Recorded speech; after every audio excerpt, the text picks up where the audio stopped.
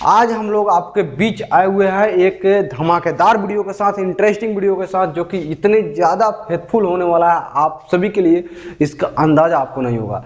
जो कि आज हमारा जो टॉपिक है वह है आउट टू, और आउट टू पर ही बेस्ड रहेगा और मस्ट पे हमारा टोटल यह छोटा सा वीडियो मैं आपके बीच देने जा रहा हूं, जो कि यह आपको पता होगा कि डे 11 अर्थात 12th फुल ग्रामर सीरीज का जो हम सीरीज लेकर के आए हुए हैं, अर्थात इस सीरीज के अंतर्गत जो भी ग्रामर का सीरीज होगा आपके 12th का, वह इस सीरीज के अंतर्गत आपको मिल रहा है। और आज हम लोग पहुंच चुके हैं डे 11 तक। तो इसके प्रीवियस 10 अगर जो आप वीडियो नहीं देखे हैं तो जाइए और उसको वॉच कीजिए, कंटिन्यू उससे आप वीडियो आपके चैनल पर अपलोड है। तो चलिए सबसे पहले हम लोग देखते हैं कि मस्ट होता क्या है और आउट टू, इन दोनों का बात हम करते हैं कि मस्ट क्या होता है। तो देख रहे हैं यहाँ पर हम सबसे फर्स्ट ऑफ ऑल बात हम करेंगे मस्ट। तो मस्ट का हम लोग प्रयोग करते हैं इन द कंपल्सन के सेंस में। किसके? कंपल्सन के लिए प्रयोग करते हैं हम मस्ट का। मस्ट का प्रयोग हम कब करते हैं?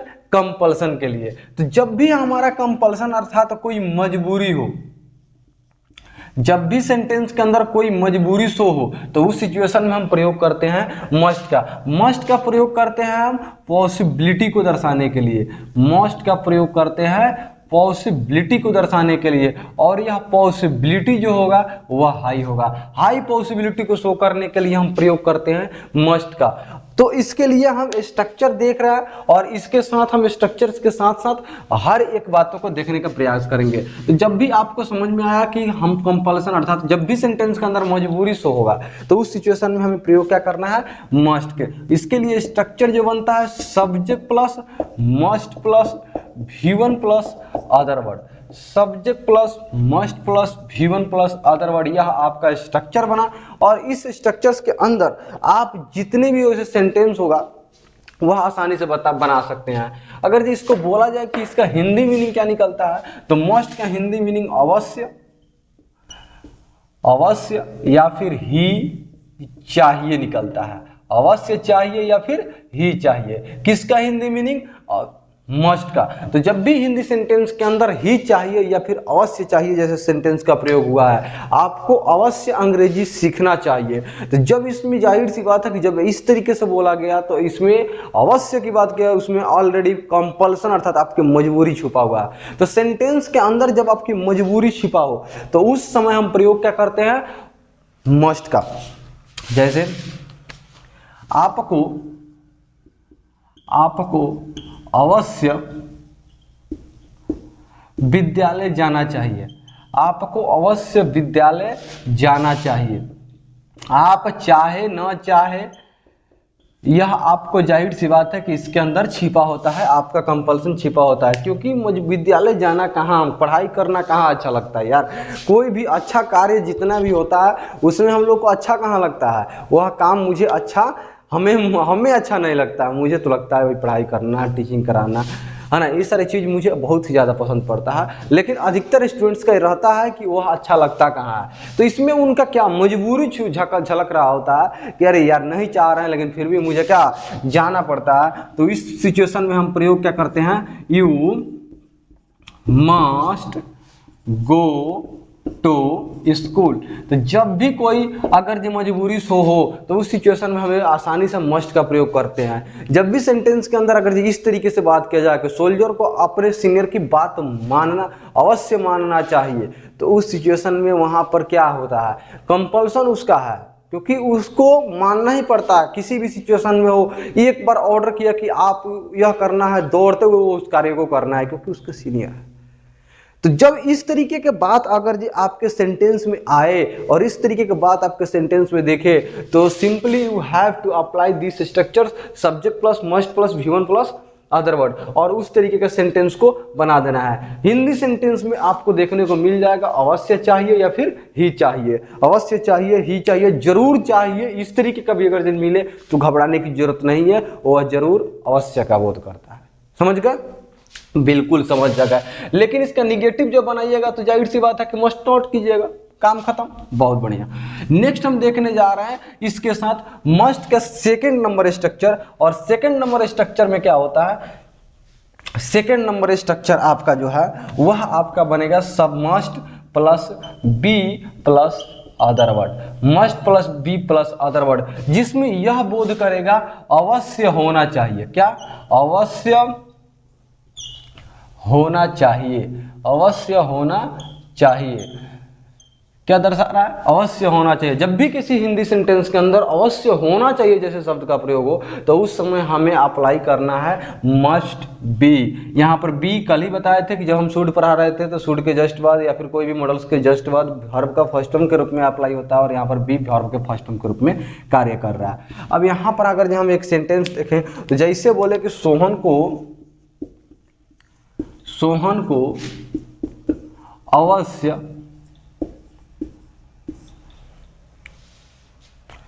अवश्य एक गायक होना चाहिए। सोहन को अवश्य एक गायक होना चाहिए। तो जब भी हमारा बी लगा होगा तो उस सेंटेंस के अंदर होना शब्द होगा ही, क्योंकि बी जो शो करता है वो होने को ही बोध कर रहा होता है। अब देखिए यहां पर क्या हो गया, Sohan must be a singer. Sohan must be a singer. तो जब भी कोई सेंटेंस के अंदर मस्ट बी का प्रयोग हो तो उस सेंटेंस के अंदर अवश्य होना चाहिए का बोध हो रहा होता है। ठीक, अवश्य होना चाहिए का बोध हो रहा होता है। ठीक, चलिए इसमें अगर जो हम देखें तो अगर जो बी को हटा करें और हैव का हम यहाँ पर प्रयोग करें तो कल हम क्या देखे थे, मस्ट बी हैव अगर जो लगाए तो यहाँ पर होगा पास अवश्य होना चाहिए, अवश्य पास होना चाहिए। यहाँ पर जोड़ देंगे पास होना चाहिए, अर्थात आपके पास अवश्य एक कार होनी चाहिए, आपके पास अवश्य एक कार होनी चाहिए, आपके पास अवश्य अंग्रेजी का नॉलेज होना चाहिए, आपके पास अवश्य कुर्सी होना चाहिए, फैन होना चाहिए, टेबल होना चाहिए, अच्छे शिक्षक होना चाहिए। इस तरीके का जो भी सेंटेंस होगा उस सिचुएशन में हमें अप्लाई करना है subject plus must plus have plus other word. जैसे आपके पास एक अवश्य किताब होना चाहिए, आपके पास अवश्य किताब होना चाहिए। तो जब यह सेंटेंस के अंदर पास अवश्य होना चाहिए जैसे सेंटेंस शब्द का प्रयोग हो तो उस सिचुएशन में हमें सिंपल रूप से क्या चीज का प्रयोग करना है, उस समय हमें आप आसानी से करना है you must have a book, you must have a book. आपके पास अवश्य एक किताब होना चाहिए। This one is right. समझ गए? चलिए इसके साथ हम देखते हैं कि सब्जेक्ट प्लस स्ट्रक्चर नंबर 4, यह 4 नंबर स्ट्रक्चर हम देखने जा रहे हैं और इसमें हम देख रहे हैं क्या, 4 नंबर स्ट्रक्चर में हैव प्लस वर्ब का third form plus other word. इसमें हैव प्लस अदर वर्ड देख रहे थे और इसमें लग रहा है subject plus should must plus have plus verb का third form plus other word, जिसमें अवश्य चाहिए था का बात आएगा, अवश्य चाहिए था। जैसे आपको वहां अवश्य जाना चाहिए था, आपको वहां अवश्य जाना चाहिए था। तो जब भी किसी हिंदी सेंटेंस के अंदर अवश्य जाना, खाना, उठना, बैठना चाहिए था की बात है, आपको वहां अवश्य जाना चाहिए था, जाना चाहिए था, आपको वहां अवश्य जाना चाहिए था। तो अगर सेंटेंस के अंदर क्या आप बोले अवश्य चाहिए था का प्रयोग हो तो अवश्य के लिए आपको मस्ट का प्रयोग करना है और चाहिए था के लिए हैव प्लस वर्ब का third form, you must have gone there, आपको वहां अवश्य जाना चाहिए। यह आपका सेंटेंस बन के राइट हो गया। समझ गए? तो यह आपका था मस्ट का टोटली यूजेज। नेक्स्ट हम लोग जंप कर रहे हैं आउट टू पर, क्योंकि यह भी बहुत आपका बड़ा टॉपिक है आउट टू, और यह भी बहुत ही ज्यादा इंपॉर्टेंट। इसमें लड़के जाकर के गलती करते हैं। गलती क्या करते हैं, उनके समझ का अभाव होता है जिसके कारण वह क्या अच्छे टीचर का उनके पास मिलन नहीं हो पाता है, जिसकी वजह से वो समझ नहीं पाते हैं। इस वीडियो को देखने के बाद डेफिनेटली आज से आपका मस्ट, आउट टू और शुड के बीच टोटली डिफरेंस आपको समझ में आ जाएगा। मस्ट जो होता है ना भाई, मस्ट का भी हिंदी मीनिंग होता है चाहिए। मस्ट का हिंदी मीनिंग क्या होता है? चाहिए। तो जब भी किसी हिंदी सेंटेंस के अंदर चाहिए लगा हो तो उसके लिए हम आउट टू का प्रयोग करते हैं और शुड का भी प्रयोग करते हैं, जो कि कल ही बताए थे। लेकिन इसमें एक शर्त है, इसमें एक कंडीशन है कि आउट टू का प्रयोग हम जब भी करेंगे चाहिए के सेंस में तो अच्छे कार्य के लिए करेंगे। किसमें? अच्छे कार्य का बोध करेगा। कैसा कार्य? अच्छे कार्य का बोध करेगा।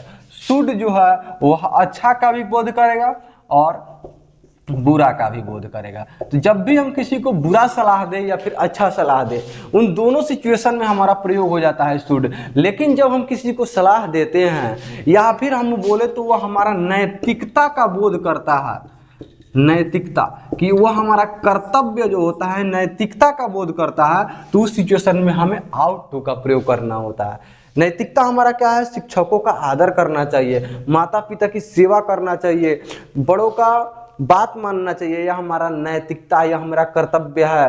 टाइम से पढ़ाई करना चाहिए, मन लगा के पढ़ना चाहिए, हमारा नैतिकता है। लेकिन अब हम किसी को बुरा सलाह देते हैं कि उसको वह सामान तुम्हें चुरा लाओ, वो चुरा लेना चाहिए, अपने बाप को मार देना चाहिए, इस तरीके के भी गांव में लोग मिल जाते हैं जो कि इस तरीके की सलाह देते हैं बच्चों को, तो वह जाहिर सी बात है कि वह शुड से बन जाएगा, क्योंकि इसमें अच्छा भी और बुरा भी दोनों वर्क कर रहा है। लेकिन इसमें जो आउट टू का प्रयोग होगा ओनली गुड एडवाइस के सेंस में प्रयोग हुआ। तो यह समझ गया कि जब भी हम आउट टू का प्रयोग हम करेंगे सेंटेंस के अंदर तो उसमें क्या होगा?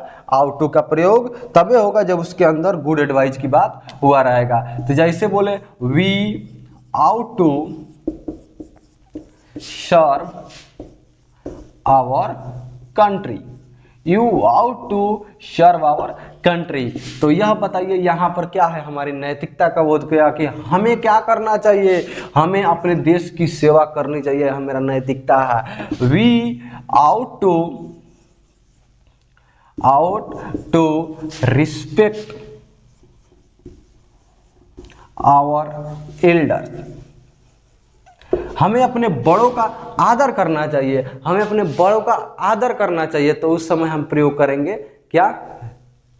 आउट टू, क्योंकि यह मेरा नैतिकता है। समझ गए? तो जब भी किसी की अच्छे कार्यों की बोध कराना हो तो उस सिचुएशन में हम आउट टू का प्रयोग करेंगे, और जब भी कभी हमें अच्छा और बुरा दोनों का प्रयोग करना हो तो शुड का प्रयोग करेंगे। तो इसमें आप क्या समझे कि शुड जो है वह आउट टू के जगह पर प्रयोग हो सकता है, लेकिन आउट टू जो है शुड के जगह पर प्रयोग नहीं हो सकता, क्योंकि शुड के जगह अंदर अच्छा भी है और बुरा भी है, लेकिन आउट टू के अंदर केवल अच्छा ही है। तो यही समझिए आउट टू का जब ये चाहिए के सेंस में प्रयोग होगा तो वह गुड एडवाइस के रूप में प्रयोग होगा। चलिए मिलते हैं नेक्स्ट वीडियो में, तब तक के लिए बाय बाय।